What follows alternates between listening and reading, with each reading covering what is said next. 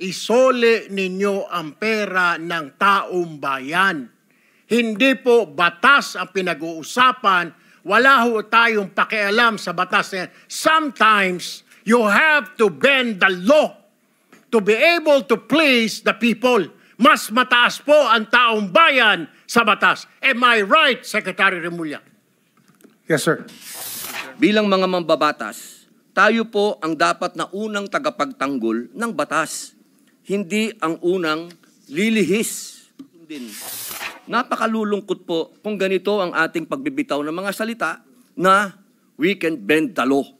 Ipakita po natin na ang kalooban ng taong bayan ay maaaring maisakatuparan ng alinsunod sa balangkas na makaturungang pag-iiral ng batas. Mr. Chair, there Yes, is also, Senator. I would like to manifest that hindi ko alam kung nakikinig ho tayong lahat, yung sigaw ng taong bayan na libo-libo sa People Power Monument sa Luneta. Hindi lang po pagnanakaw, they were also shouting, ibalik yung pera nila. And I believe the Secretary of Justice heard that. And I believe Malacanang heard that. Kaya nga po, dito po sa mga kontraktor, mga opisyal, isole ninyo ang pera ng taong bayan. Hindi po batas ang pinag-uusapan. Wala ho tayong pakialam sa batas na yan. Sometimes, you have to bend the law to be able to please the people. Mas mataas po ang taong bayan sa batas. Am I right, Secretary Remulla? Yes, sir. Mr. Chairman. Thank you, Mr. Chair. Senator Padilla is recognized. Maraming salamat po, Ginoong Pangulo at sa ating pinunong mayorya. Ginoong Tagapangulo, mga kasamahan, nais ko lamang pong magpahayag ng saloobin hinggil po sa ilang mga pahayag sa pagdinig ng Blue Ribbon Committee kaninang umaga. Nalubhang nakakabahala po. Na tila nagpaparating na maari nating isang tabi ang umiiral na batas upang magbigay daan sa ikasisiya ng taong bayan. Bagamat lubos ko pong nauunawaan ang pangingibabaw ng kalooban ng taong bayan, meron po tayong mga demokratikong mekanismo upang isakatuparan ito. Isipin natin ang posibleng maging epekto nito sa ating mga komunidad, lalo na po sa mga lugar na matagal na pong pinagsisikapan itaguyod ang kapayapaan at kaayusan. Halimbawa na lang po sa Mindanao, patuloy po tayo na nagpapaalala sa ating mga kababayan doon na sumunod sa batas, na ang batas ay para sa lahat. Ang batas ay hindi hadlang sa kalayaan. Ito ang saligan ng isang sibilisado at maayos na lipunan. Ito ang nagbibigay sa atin ng proteksyon, nagtatakda ng ating mga karapatan, at ang nagpapanatili ng kapayapaan. Bilang mga mambabatas, tayo po ang dapat na unang tagapagtanggol ng batas, hindi ang unang lilihis.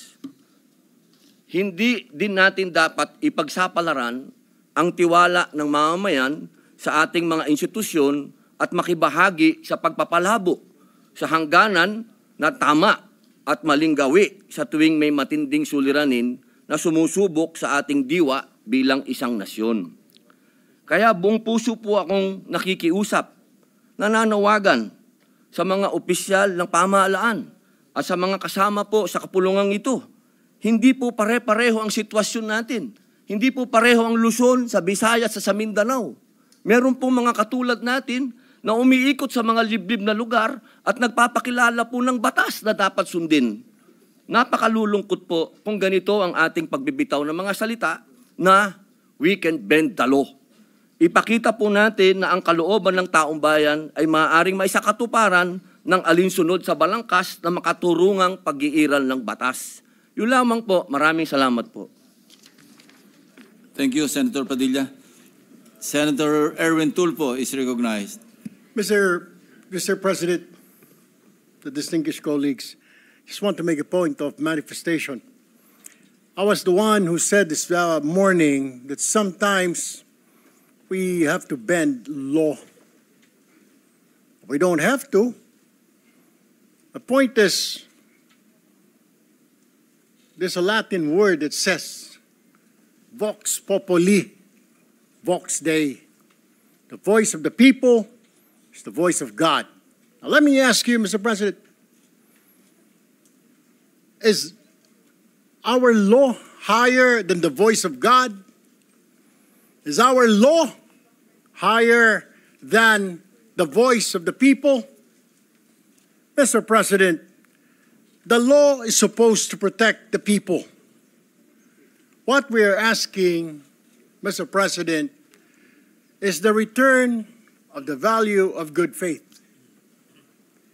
I understand, Mr. President, what the gentleman from Pampanga this morning was saying, that it is not a requisite to return the money na kinuha po ng mga kontraktor, ng mga kumita po sa flood control project, Mr. President.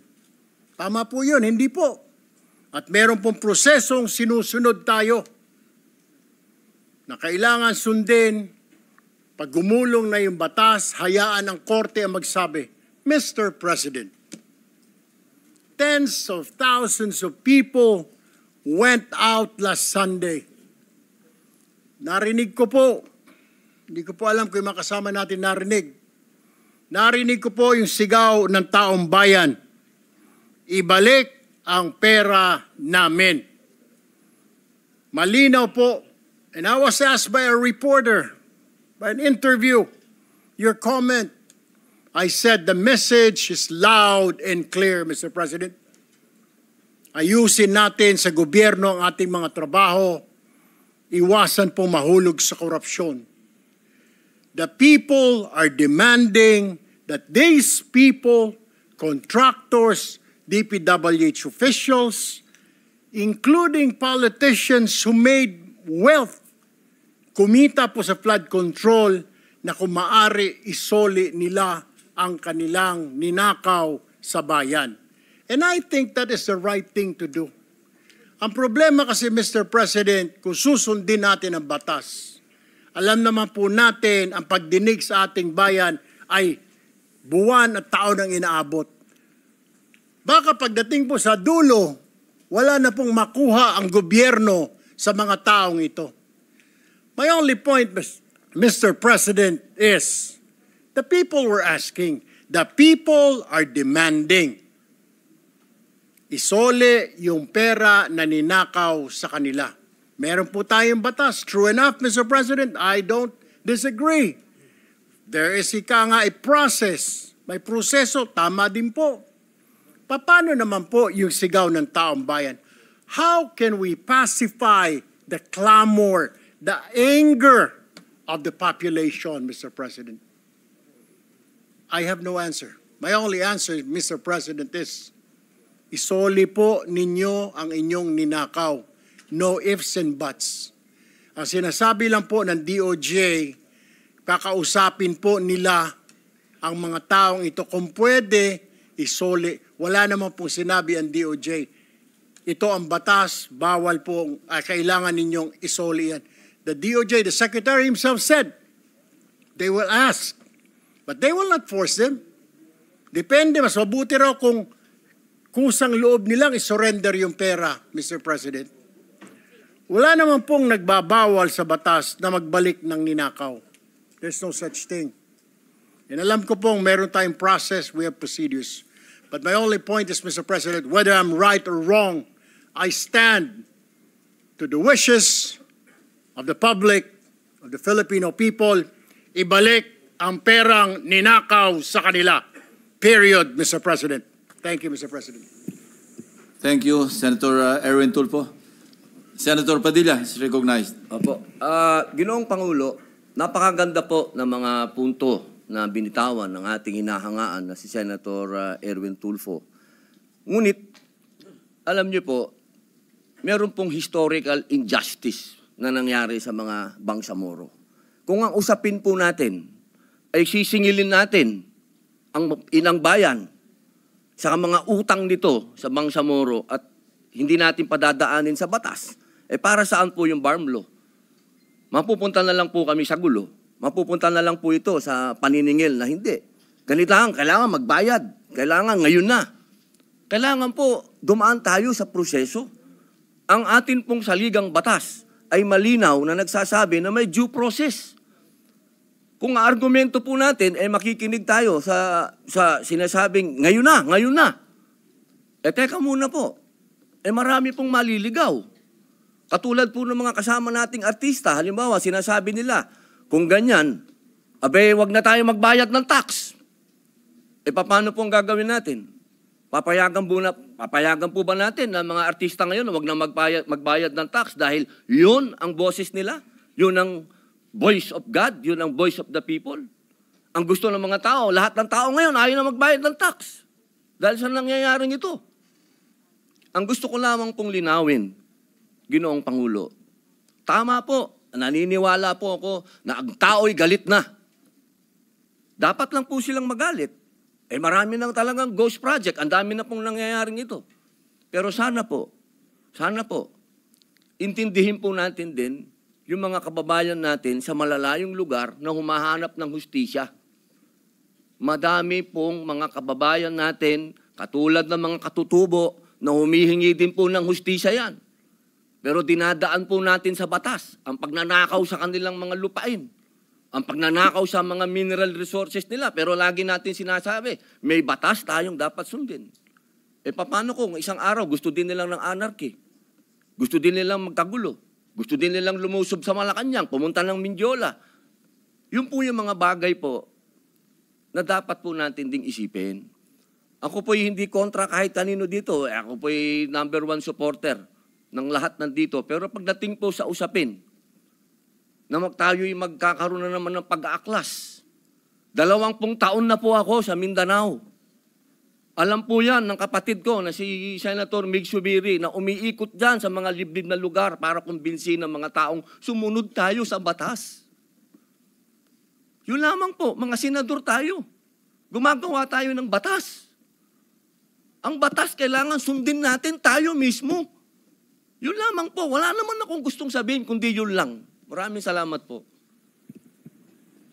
Senator Erwin Tulfo is recognized. Mr. President, just last point. Hindi po kahit kailan nagnakaw ang Bangsamoro. To tell you, kung mga kasama po natin, 20 years na pong nag-ikot sa Mindanao, ako lumaki po ng Mindanao. I've been to Hulo, I've been to Basilan, been to Tawi-Tawi, I've been to Marawi. Maro nga po ako magsalita ng Tausog . But anyway, ang sinasabi ko lamang po, wala pong ninakaw, kaya iba po yun . Parang you're comparing apples to oranges. Yung Bangsamoro po, hindi po nagnakaw, kaya yung sinasabi na kailangan kasuhan or something, hindi po . Ang sinasabi ko lang po, ito'y malinaw, na yung sinisigaw po ng mga kababayan natin ni Sole. And that's my own opinion, Mr. President. We have to return it. Kusa po, kung gusto po, kung sincero silang maging state witness, gusto po nilang mapasok sa Department of Justice, then siguro po, in good faith, Mr. President, isoli po nila yung mga nakuha po nila. That is all, Mr. President. I have no further statements. Thank you, Mr. President.